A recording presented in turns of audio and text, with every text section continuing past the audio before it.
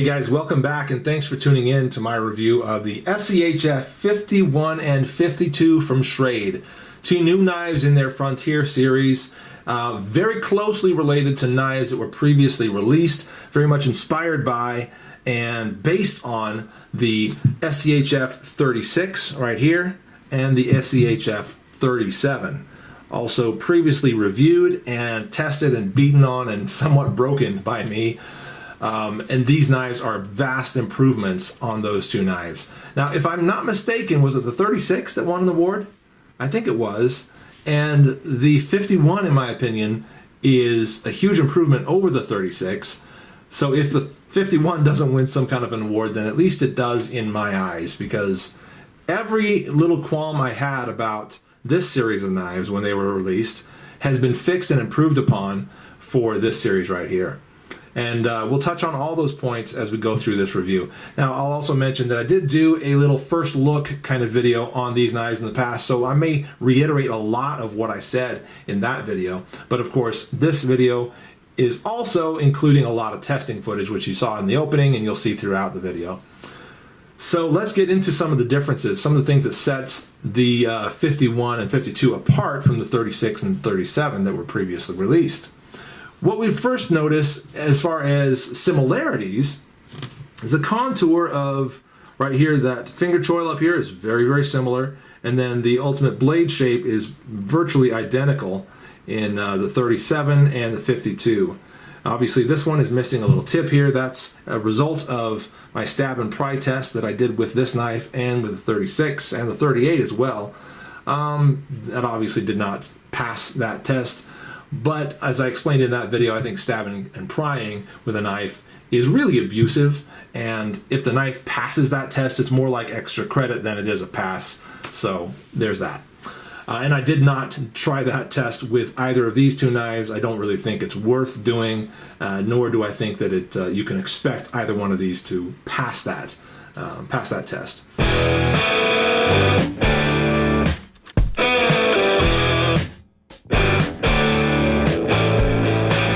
So we can see that once again the contours of the blade are very, very similar to the previous version. The handle as well is somewhat similar, but that's where you see a big departure too.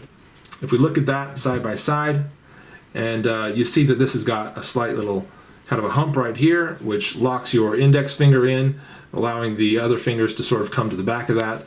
What they've done on the 52 is kind of gotten rid of that and just created a larger, very gradual swell here for general use of all your fingers, which, in my opinion, makes it more versatile, more usable for a wider wider audience, I should say, or a wider number of users. Whereas the single finger groove right here just kind of, it's useful for certain people, but other people it's just going to be like, you know, the middle finger is going to land on there, which becomes uncomfortable.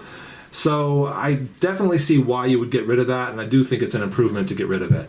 We also see that this jimping right here on the handle is all gone on the 52. Very, very flat and clean.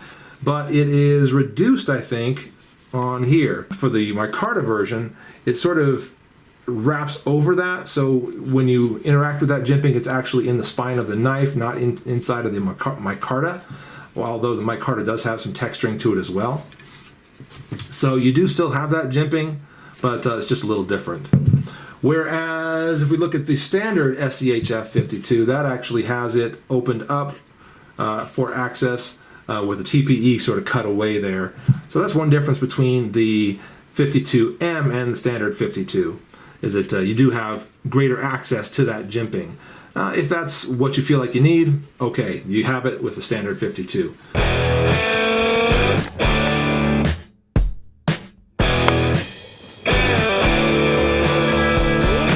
The best point as far as the handle design change is this right here, the sort of the hook in the handle. Now we have sort of a hook shape in this one, but we've got a much better one here.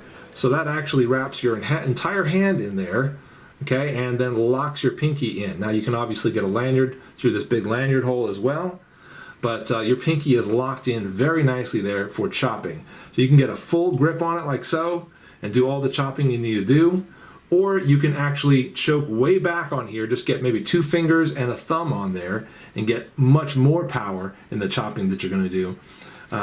So I would say that that is a vast improvement right there, that little difference in the handle.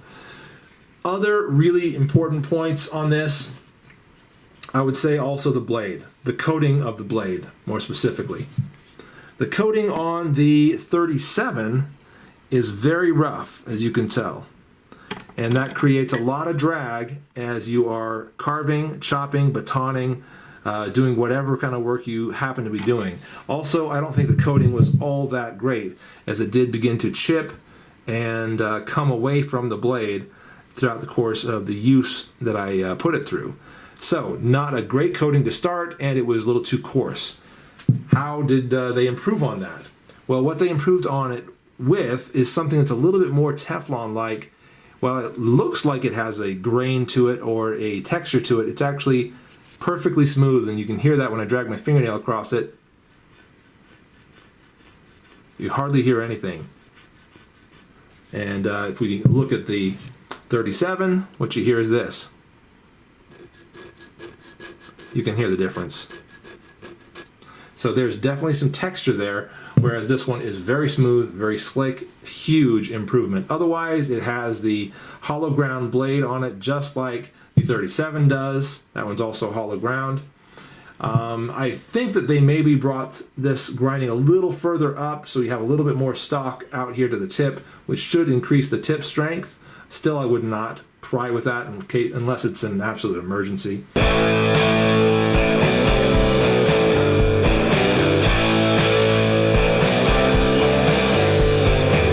Vast improvements in all directions with both the standard 52 and the 52M over the 37.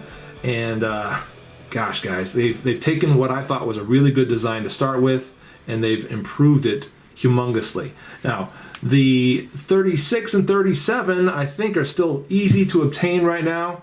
You'll find those anywhere for very, very good prices. I'm talking 30, 35, maybe 40 bucks for either of those two knives. Not much more for either the new 51 or 52.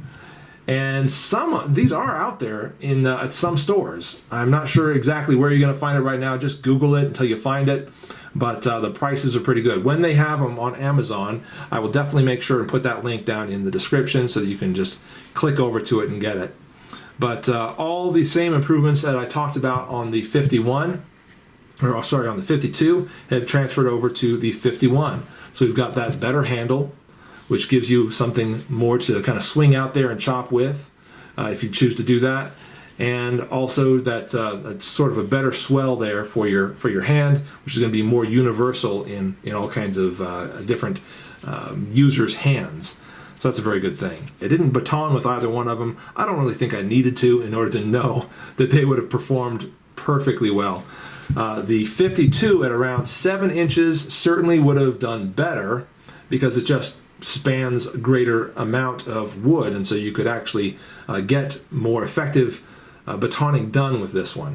Whereas the 51 in just about 5 inches of blade, yeah, you can't span quite as much. Even so, the steel is just as strong, 1095 on both of them, very tough steel, very thick stock of blade. The actual thickness I don't have handy. I'll put that in annotation if I can find it. But it's very nice and thick, so it's going to be very, very tough for any kind of batoning. Again, I don't feel like I needed to test that to know that. It's just going to be very, very strong. Overall length of the 51 is about 10.85 inches on this one. So not quite 11 inches. That's how much space it's going to take up in your pack or on your belt or wherever you're going to happen to put this. Whereas the 52 comes in at about 13 inches overall. Handle length on each of them is roughly 6 inches. So again, an improvement as far as the ergonomics are concerned. Now, weight is also a very important point, and we can talk about how much each one of these weighs. The 51 and 51M come in at roughly 0.87 pounds, a little below a pound. So the actual ounces, translate that into whatever it is, but 0.87 is what I was able to get from the Shrade website. So this is not going to be an ultimately lightweight knife. That's not its purpose. This is meant to be more of a heavy-duty survival knife. And really your choice is, do I go with a 7-inch one or do I go with a 5-inch one? And it comes down to what your particular needs are or what your particular tastes are. Do you like to have a lot of extra blade, or do you want to go with something that's just enough and get the job done with that? This is going to be very, very close in size to something like the BK2 from K-Bar, and this one is very close to the Becker K-Bar BK7. So they are very analogous to some popular knives that are already out there. I would say that both in size, in purpose, and in usefulness, they're very, very much analogous to those knives. And there's obviously tons of other ones that they would match up with or compete against. And compete is the key word here, because these knives are extraordinarily well priced.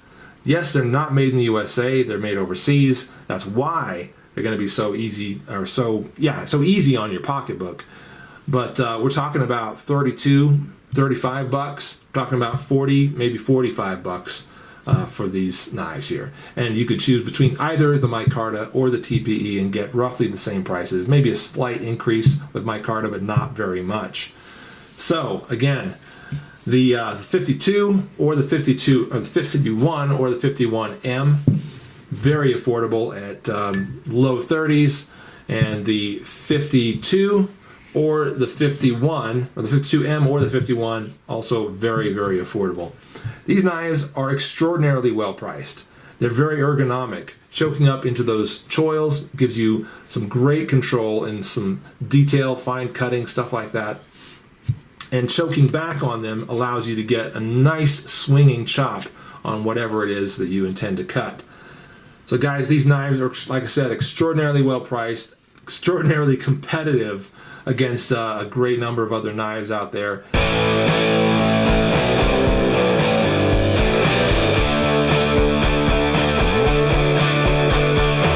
The low price, the great materials and construction on either of these knives make them knives that are very easy to say yes to. And for that reason, yeah, I highly recommend them.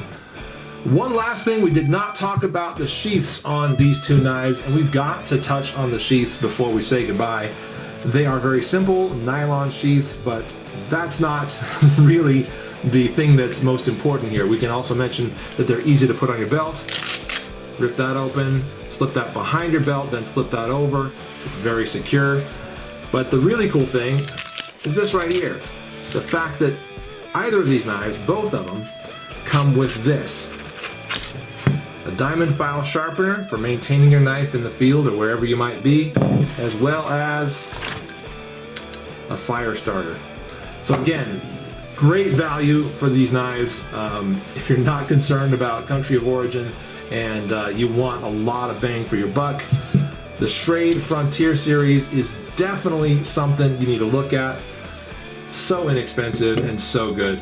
I'm Late Boy Scout. Thanks very much for watching. We'll see you later. Quick outings into the woods, maybe a day hike, something like that, where you want to have a good robust knife on you, or you don't intend to spend a few days out in the wilderness or in that national park or wherever it might be. Perhaps it is a good knife for that kind of a quick trip where you want something robust.